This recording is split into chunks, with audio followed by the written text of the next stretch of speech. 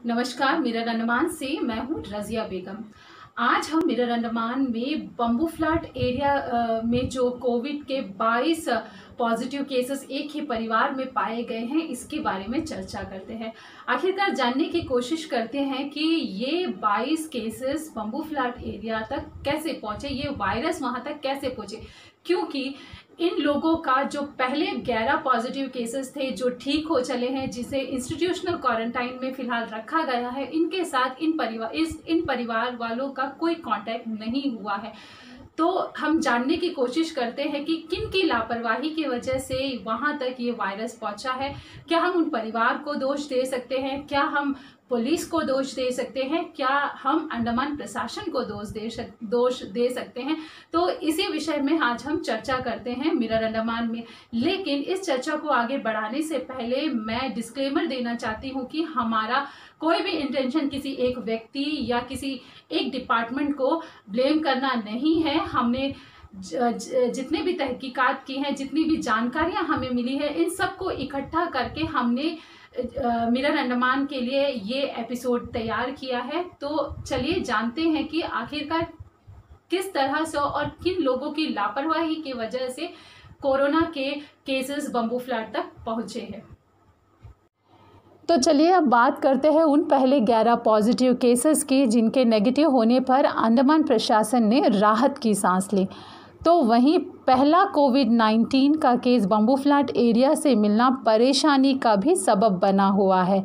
आज एक ही परिवार के उनसे संपर्क में आए कुल 22 लोग कोरोना पॉजिटिव पाए गए हैं और काफ़ी लोगों को होटल क्वारंटाइन में भी रखा गया है, जिसमें कि एक गर्भवती महिला है जो कि पॉजिटिव पाई गई है। आखिरकार ये महामारी बम्बू फ्लैट तक कैसे पहुंचा?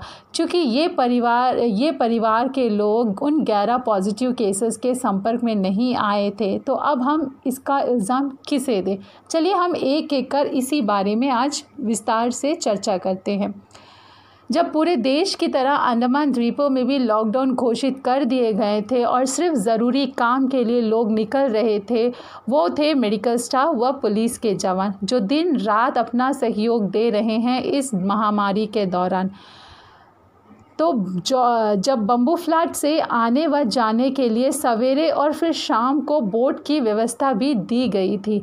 अंडमान प्रशासन को पहले ही ये समझ जाना चाहिए था कि लोगों की काफ़ी भीड़ बोट में आया जाया करती है, तो उन्हें पहले ही स्क्रीनिंग की व्यवस्था बम्बू फ्लैट व चाटम चट्टी में शुरू कर देना चाहिए था पहले ही, जो कि इन लोगों ने नहीं की।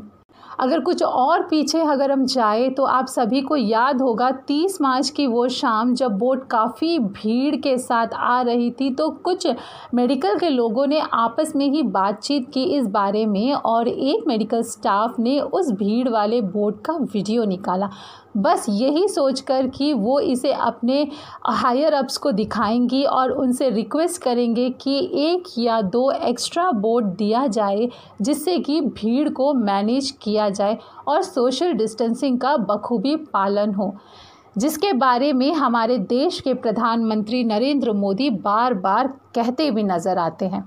इन मेडिकल स्टाफ का कहना था अगर इस भीड़ वाले बोट में कोई एक भी पॉजिटिव कोविड-19 केस निकल आए तो अंडमान प्रशासन के लिए मुश्किल हो जाएगी इस महामारी को बस में करना, क्योंकि हमारे पास इतनी व्यवस्था भी नहीं है। लेकिन एक अच्छे सोच व कोरोना की महामारी को मद्देनज़र रखते हुए जो वीडियो लिए गए थे, उसके लिए इन मेडिकल स्टाफ को बम्बू फ्लैट के SHO द्वारा पनिश किया गया, या यूँ कहे तो बेवजह परेशान किया गया। उन्हें धमकाया गया और बोट आने पर भी उन्हें वक्त पर उस बोट में घर जाने नहीं दिया गया, जो कि आप सभी को मालूम है गलत हुआ है इन मेडिकल स्टाफ के साथ। इस इंसिडेंट के वीडियोस हमारे पास है और इस महिला मेडिकल स्टाफ ने एक कंप्लेंट लेटर भी लिखा है डायरेक्टर जनरल ऑफ पुलिस के नाम पर, जो कि हमारे पास भी उपलब्ध है और ये वीडियो क्लिपिंग भी हमारे पास है। तो हमने देखा है कि लोगों की जमकर भीड़ बोट में आ जा रही थी। लॉकडाउन था, 11 पॉजिटिव केसेस पोर्ट ब्लेयर में थे, तो बम्बू फ्लैट एरिया काफ़ी नॉर्मल दिखाई दे रहा था लॉकडाउन के दौरान, क्योंकि यहाँ पे कोई भी केसेस नहीं पाए गए थे और यहाँ के SHO काफ़ी बिजी नज़र आए। कोरोना की महामारी बम्बू फ्लैट में नहीं थी, तो वो कुछ NGOs, कुछ प्रधान के साथ मिलकर ज़रूरतमंदों को राशन बांटते हुए भी नज़र आए। और कुछ लोगों का कहना है कि इस दौरान बम्बू फ्लैट के SHO ने शोलभे जैसे एरिया में जाकर एक छोटी सी पिकनिक भी कर डाली। हो सकता है दोस्तों उन्हें भूख लगी होगी तो वहाँ पे खाना बना दिए होंगे और खा लिए होंगे। इंसान है, भूख लगी है तो इसमें कोई बड़ी बात नहीं है। बाकी आप सोचिए कि कोरोना या लॉकडाउन के दौरान जहाँ पूरा देश इतनी बड़ी महामारी से जूझ रहा है, तो ऐसे में एक SHO या एक प्रधान का उनके साथियों के साथ मिलकर ये करना, खाना बनाना या पिकनिक मनाना, क्या किस हद तक सही था, ये हम आप पे छोड़ते हैं, आप डिसाइड करिए।